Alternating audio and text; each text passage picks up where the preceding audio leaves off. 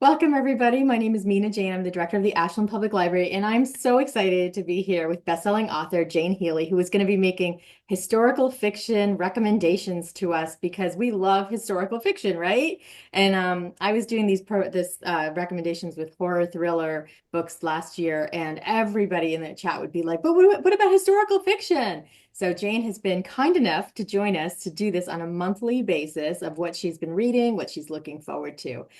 Just really quick before we get started, I want to say thanks to the Friends of the Ashland Public Library for supporting all of our programming. We couldn't do this fun stuff without them. And I'd like to thank Jane for letting us share this with other local libraries, because when libraries get together, we just totally make magic. So you might know Jane as a historical fiction writer. She's a best-selling writer of The Beantown Girls, The Secret Stealers, The Saturday Evening Girls Club, and Goodnight from Paris was her last book, but she actually has some exciting news for us today about her new book, which she will be sharing with us in just a few minutes. Welcome, Jane. Thank you so much for being here. Nina, I'm so glad we decided to do this. Thank you for inviting me. It was such an honor when we talked about it a couple of months ago, and I'm just psyched to be here. And thank you everyone for coming tonight. This is amazing. I love to see where everyone's from. So great. Yep, from all over. So, Jane, we're going to do a few recommendations first, but first I want to know from you. Well, actually, I wanted to say to our audience, feel free to use the chat to just chat with each other about what you're reading, what you're liking, any suggestions you have for books. But if you have a question for Jane, put it in the Q&A and I will moderate that. So, Jane, why do people like historical fiction? I think that's an excellent question. I think that, historical fiction is inspired by real people or events from the past. And people always ask me, well, how far past? And it's really, I think that's kind of a moving needle in terms of how far back historical fiction goes. I mean, 1970s could now be considered historical fiction. That hurts. Right? Me too. I know. So, but I really think that I think people like the escapist aspect of it. I think that I talk to readers and they like being inspired and also learning something new that they might not have known. Like obviously I love lesser known stories in history and to share and writing about those and sharing those. And I think that's another aspect. And it's the nostalgia factor too. I think one of the reasons World War II is so popular is because we are losing that generation now. And a lot of us had family members. My grandfather was in World War II, who were part of that, who were part of the greatest generation. So I think there's a nostalgia aspect to it as well. Mhm. So I'm going to ask our audience, let us know why you like historical fiction as we get into our recommendations. So Jane, what do you have up for us first? First, I have, and Mina, I hope you don't mind. I have a podcast called Historical Happy Hour for those Mhm. of you who don't know. And if you sign up on my website, you'll get invitations. But I just had the amazing Fiona Davis came on, and I read The Stolen Queen. This is her latest book. It just came out January 7th. And first of all, she's a beautiful writer and just a lovely, lovely person. She actually and endorsed my latest book that's coming out. Give it, and she's so busy. Like she's got a book launch, she's got everything, and she took the time to read my book, which I was so honored. This is a dual narrative, dual timeline, dual perspective. It takes place in 1970s New York City. Fiona is known for writing about landmarks in New York City.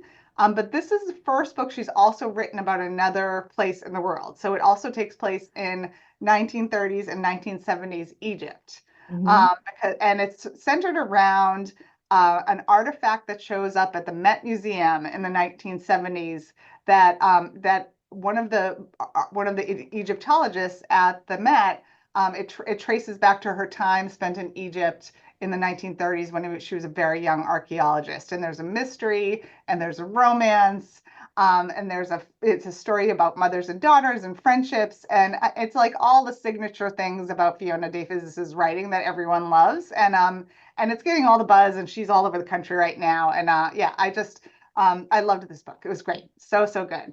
Now, I thought Fiona Davis wrote like straight mysteries, but this is historical fiction. Yeah. So this is historical fiction. It's and yeah, no, her other ones are historical, more 20th century historical, and it's about like one of them was about the New York Library. Another one was Oh, about the Chelsea Hotel. mm, So yeah, it's usually some sort of mystery in the center of the story. This is the first one where she actually went to Egypt to do her research about archaeologists in Egypt, and so she has some amazing author notes in the back all about that experience.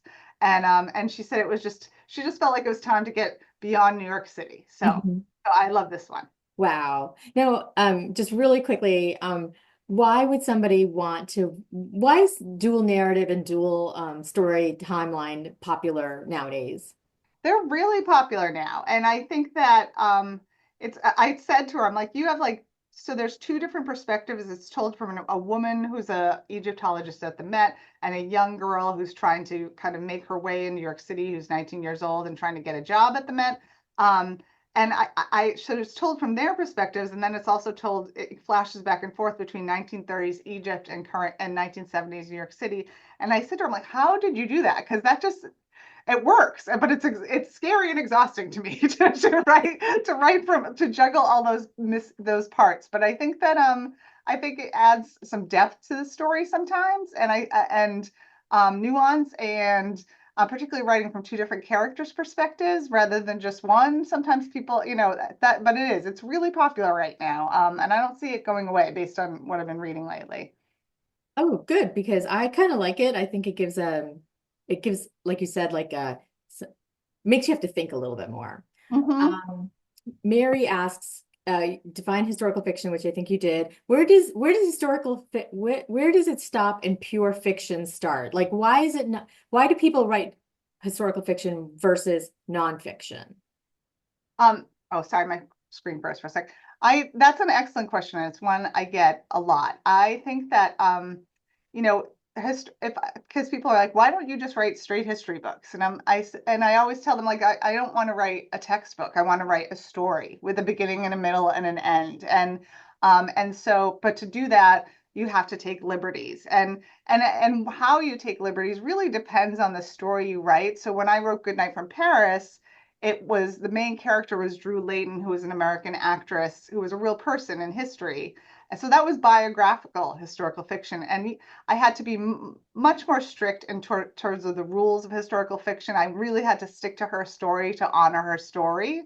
Whereas if the main character, for instance, in Fiona's book, is completely fictional, you can take many more liberties. And one of the things I ask myself, and I find most other historical fiction authors do the same, is when you're writing historical fiction, you have to ask yourself like, if the event did not take place, if you're writing a fictional event in real history, is it authentic to the time and the place? Does it feel organic to the time and the place Mhm. and the narrative? So that's kind of, I hope that answers the question. Yeah, and I just want to say as a librarian, I think that there's a huge difference between nonfiction and historical fiction in that, obviously nonfiction is based on fact and, it's supposed to stay based on fact. But I feel like historical fiction writers are storytellers. They take those facts and they tell a story around it that captures us and it makes us want to read more. Whereas, nonfiction for some people can be a little bit dry.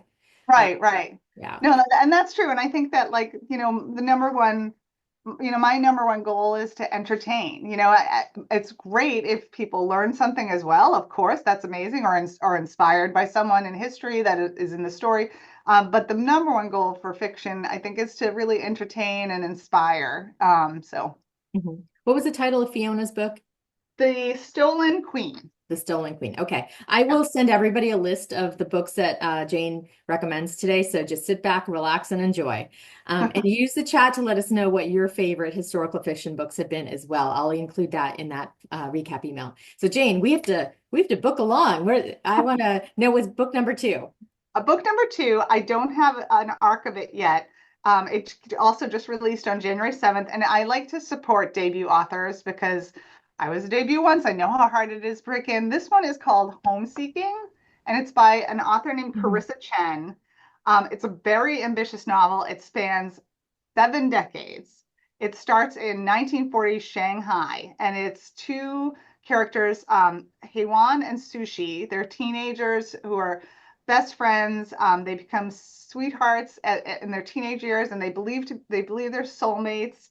But then Haewan enlists in the army to protect his brother, and their futures are shattered and they're split apart. This is again Homeseeking by Carissa Chen. 60 years later, this couple that was split apart because of war see each other in a grocery store in San Francisco and reunite and try to rebuild their friendship despite the years. And the fascinating thing about this is it's told from Haewan and Sushi's perspectives, but Sushi's perspective is told linearly from when they're children, and Haewan's perspective goes backwards from when he's an old man. And the Washington Post called it a sweeping epic about love, war, and displacement. And it's getting tons of buzz, and I'm really excited to read it. Were you able to see the cover when I shared my screen just a second ago? Yes. Okay, perfect. Great. Yeah, yeah, yeah, yeah. Yeah, if we don't have the covers, I'm going to try to do that just so, but I don't want to be distracting. I'm getting some really great comments in the chat about favorite authors, Kate Quinn, Kristen Hanna, Mhm. Jodi Picoult. Catherine asks what I think is the most unfair question ever created. What is the best historical fiction you have ever read? That's such a good question. Are you asking me? Yes. Oh my gosh, it feels like so many authors are my friends now. I have to like I feel bad, but I have to say one book that like there's a couple that one recently blew my socks off, and one of them did a while ago is Pachinko.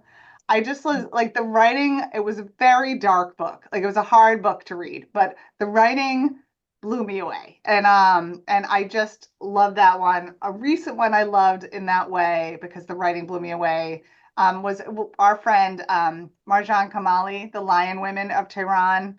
I Mhm. just thought that was such a beautiful, heartbreaking story, and I recently become pen pals with a girl in Iran who is a fan of the Beantown Girls because it's published there illegally, actually. So yeah, but it just it really moved me and made me understand the history there of Iran and particularly the history of women in Iran. And I highly recommend that one too.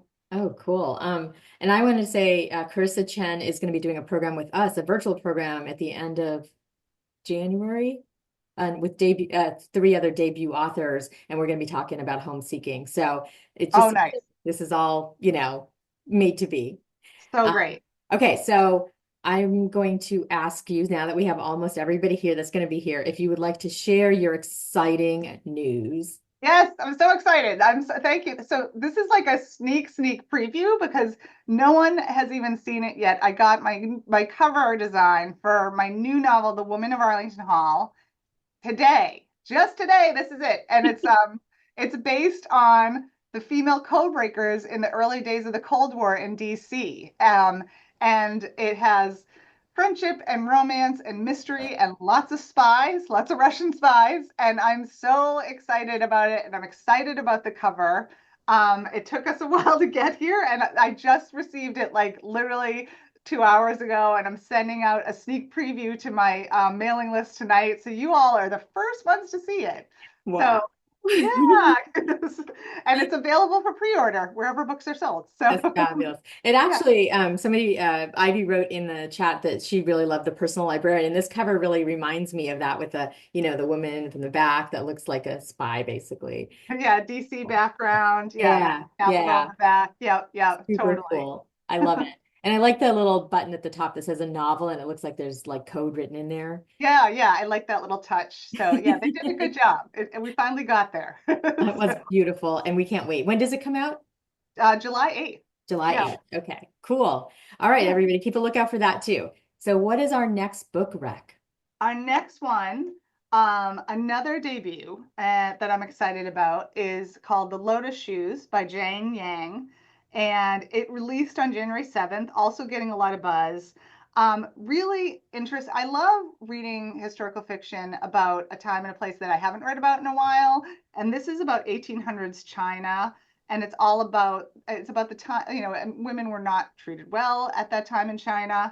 And they were judged almost entirely by their by the size of their feet because their feet were bound. They were called golden lilies, and it's about an upper class girl and her handmaiden. Call her handmaiden's name is Little Flower. They come from different classes. Their lives become intertwined.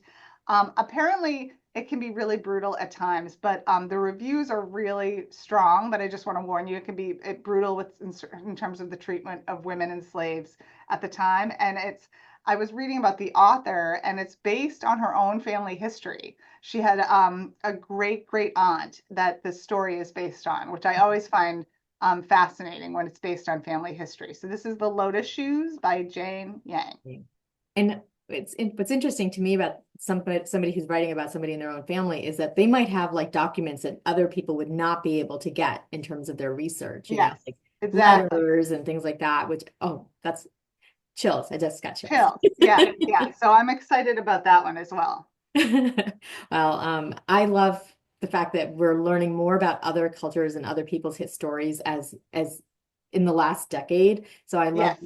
I love these recommendations. And Terrence says in the chat in the Q&A, cannot wait to read Arlington. I love the Netflix series based on the women code breakers and want to see more of that. Mm, I love that one too. Yeah, that was great. Thank you. So what's our next The recommendation? next one is I haven't started yet, and I don't have a lot of time because they're going to be on my podcast soon. Hold Strong. You Mhm. might know of Robert Dugoni. He's pretty well known, and it's written with Jeff Langholz and Chris Crabtree.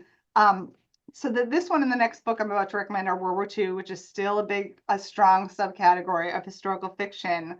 But both of these stories that I'm recommending are definitely based on stories that have not been written about as much. And so this one is about a young couple in Minnesota. It's inspired by a true story of a young couple in Minnesota, Sam and Sarah. Sam ends up in the Philippines during World War II, and he's captured and part of the Bataan Death March, and then in the POW camps in the Philippines. And he ends up in a Japanese ship called the Arasan Manu Hell Ship. They called it the Hell Ship. Mm. And meanwhile, Sarah becomes a code breaker, believe it or not, in DC during the war and deciphers a message about a Japanese convoy that includes the ship that Sam is on. And the Navy is intent on destroying it. And then things happen from there. And so Robert Dugoni is a brilliant author, and he wrote this with this man, Chris Crabtree, because Chris Crabtree has a personal connection to the story. Mhm. And obviously probably personal documents, archives. And then there apparently Jeff Langhold, the other assistant writer, is a Middlebury professor who's been researching this story for like a decade.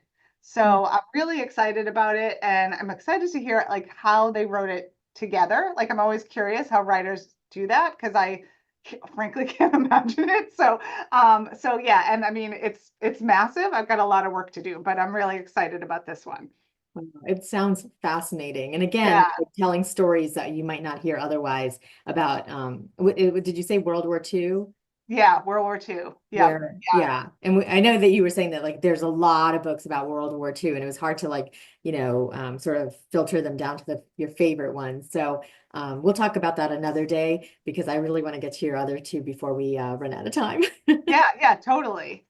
So the next one is by Pam Janoff. A lot of you are probably fans of Pam Janoff. She's Mhm. written some beautiful stories. She's a friend and she's an author I look up to.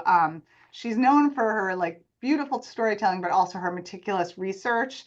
And I don't know, like one thing I don't know if any of you know about Pam is she worked in the State Department as a diplomat in Poland, and her job was working with Holocaust survivors there. So many of our stories center around those survivor stories. But this is another one that I wasn't aware of. So this book is called Last Twilight in Paris, and it releases February 4th, and it begins in post-World War II London with character Louise, and she worked for the Red Cross during the war, lost a friend in a mysterious death, finds a necklace in a secondhand shop from the Leviton department store in Paris. And so the part of the story that I did not know about is that the Leviton department store in Paris during the war became a prison camp for Jews in France, and the Nazis imprisoned them there and basically set up a shop where they sorted stolen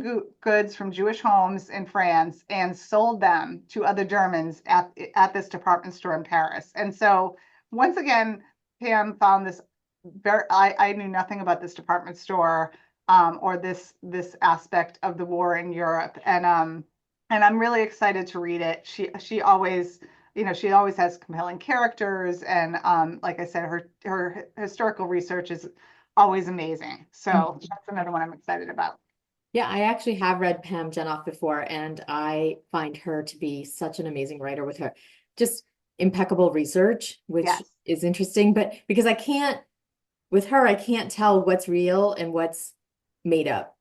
Yeah, yeah, exactly. She weaves it so well, right? Like, yeah, she's just so great. Yeah. So, is that a good thing though for historical fiction if you can't tell what's real and what's not? When you're reading the story, I think it's a good thing, and I think that I received advice one time that your author's notes are your best friend, like as a historical fiction writer. So I mean, I think that you want people to be lost in the story and the emotion and captured by it. And then if you took liberties in terms of the history and what's fact versus fiction, you can put that all in your author's note at the end. So. hmm That's right. And that's where librarians are really awesome because we actually will look it up. We'll be like, is that true? Like I'll Yeah, be yeah, looking stuff up as I'm reading. And I yeah, feel like that's a sign of a good author too, that they made me so interested that I took the time to exactly. look up Yeah, things. yeah. I love going down those rabbit holes when I'm really like even like with Fiona Davis's book with I was like, wait, what happened in Egypt and what part of this is real and what is, yeah, I love that. Yeah. And it's such a perfect place to do it in historical fiction because you want to learn the facts as well. So Yes, it's yeah, better informed too. Anyways, so that sounds awesome. And I know like Pam's an amazing writer. yeah, she really is. So Um, yeah, next. Next, one more. This one is also a friend, Camille DeMeo, and she just has a really lovely way of writing, and it's always strong females at the center. And this one is, I think I'm excited for it because I think it's going to be pure escapism. It's called "Come Fly with Me." It comes out February 18th, and it's about two women in the early 1960s who become Pan Am, well, they were called stewardesses at the time. They become Pan Am flight attendants, which apparently was an incredibly hard job to get, and the training was grueling. A lot of people didn't make it through the training, and it's about these two friends, Judy and Beverly. They come. Oh, that's not the right one though. I think Oh, it's not? no, no, Camille DeMeo. Oop, I will find it. Oh, that's okay. I know. I noticed that too when I was looking it up because there's a couple of different ones. So they become flight attendants to kind of escape their life and their paths. And they make it through training. They travel the world. There's friendship stories and love stories. And you learn a lot about becoming a Pan Am flight attendant and how they had to be weighed like every time they flew, and they could not be married. Lots of strict rules because it was considered this amazing job to get. So that's coming out February 18th, and I think that if you're looking for like a really fun escapist adventure story, I know Camille loves to travel, so I know there'll be a lot of like, fun destination stuff there too. So. Mhm.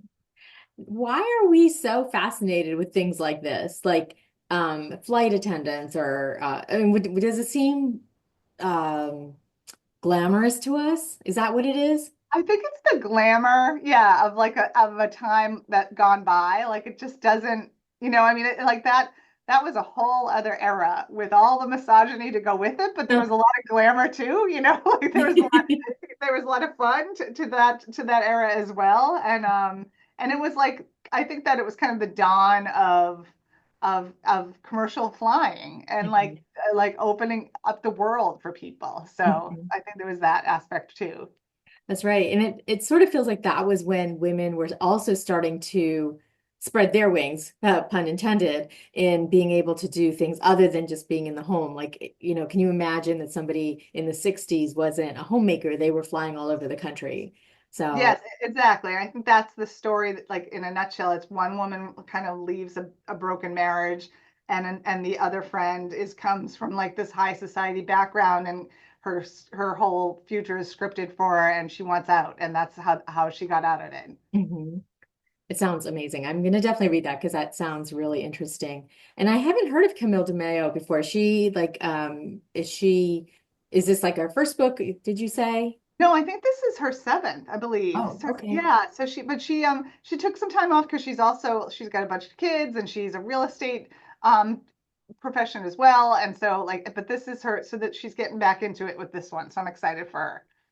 Oh, excellent. I love that, like a comeback story. Uh, Yeah, totally. so we actually have time for one more if you want to pull from your extra pile. Yes, I don't have the cover for this one either, but I'm super excited about it. It's called Harlem Rhapsody by Victoria Christopher Murray, and it comes out February 4th. And I did this is one, it's biographical fiction. I did not, I vaguely had heard this woman's name. Her name is Jessie Redmond Fawcett, and she is basically the woman who is at the center of the Harlem Renaissance. She left a teaching job in Washington, D.C. This is the early 1900s. Yes, that's it. And she becomes literary editor of of Crisis magazine in Harlem. Crisis magazine was the magazine of the NAACP, and Mhm. it was founded. The magazine was founded by W.E.B. Du Bois, and she also had a torrid affair with him. And she was a brilliant writer in her own life, and she also discovered amazing writers like Langston Hughes. Like Mhm. you start reading about this woman, you're like, how do I not know about this woman? So I think that like, Black History Month is coming up. This is going to be a great book for that. Hmm. And I just want to point out that Victoria Christopher Murray was the co-author of The Personal Librarian, which was mentioned in the chat a few minutes ago. Yes, that's So, right. With Marie Benedict, did she yeah, write that one with you? Yeah, that's right. yeah. Okay. So very, you might not know her name, but she is well known. Yeah, yeah, totally. Oh, I meant the author. I didn't know Jessie Redmond Fawcett. Yeah, Victoria. Yeah, I never heard of her before, but I know who Victoria is. So. So we just have a couple more minutes. If anybody has any questions, please put them in the Q&A or in the chat. I'm paying attention to both. But Jane, what's your favorite part about writing historical fiction? Like, why do you write it? I love, yeah, I get this question a lot, and I love having a person or an event in history as a jumping off point. I have a lot of friends who write contemporary fiction, and I'm like, how do you do that? You're just like, sit down and you're like, here's this happened. Like, you just make stuff up. Like, I need something to like jump off of, and I really love the research. I mean, it's a good thing I have deadlines because I think I would spend years and years doing research. It's just so fun to go down these rabbit holes of people's lives and history, and then the little kind of details like clothing and food and culture and music. That stuff's really fun too. So, but yeah, I love having a story. I always say it's like if you hear it like a little story and like the hair in the back of your neck stands up. Like that's when you're like, oh, that could make a really good novel. I love that feeling. Mhm. And can I just ask, where was the funkiest place you found like the nugget for your book? Um, I'm trying to think if there's anything like it's funny. I don't really. I think it was I don't know if it was Funky Place, but I randomly came across a picture on Pinterest that became the Beantown Girls, like the basis of the Beantown Girls. It was a picture of these four women standing in the field and they were wearing this kind of weird uniforms and it said Red Cross Clubmobile Girls underneath. And then that sent me to Harvard at the Schlesinger Library at Harvard is a great resource for women's history, US women's history.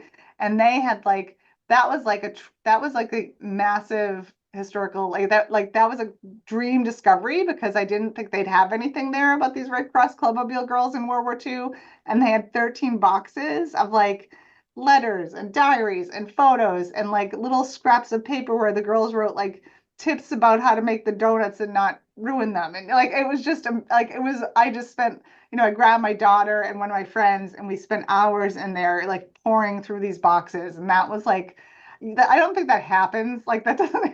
I know it doesn't happen. Like it doesn't. You don't like come across something like that, like all laid out for you. Because I found that like that material, it was a lot of the women from the European Theater of Operations the Red Cross Clubmobile girls, they wrote beautiful letters home and beautiful diary entries, and they really just like gave me that story on a platter. Like it was just, yeah, it was like the best source material you could dream of. Gosh. So the difference between a historical fiction writer and a librarian is that you can write. Oh, stop. Oh, I bet you could, Mina. I bet No, you could no, do good no. I'm good. stories. I'm good at the research, but like, oh my gosh, the writing part, no. But Jane, thank you so much for this, and thank you everybody who's been here tonight. We're gonna do this every month, and so I hope you'll join us every month for more recommendations. And I will send out a list of all of the books, Jane's and yours that we talked about today, in an email in a few minutes. So thank you all. Have a wonderful night. Happy reading, Jane. Thank you so much. Oh, Mina, this was so amazing. I'm honored to be here with you, and thank you everyone who showed up tonight. It's just so lovely to see. And please, you can keep in touch with me on my website or Instagram or Facebook, all that good stuff. So, Okay, I will send all those links to people as well. All all right, have a right. good night, everybody. Good night, everyone. Thank you.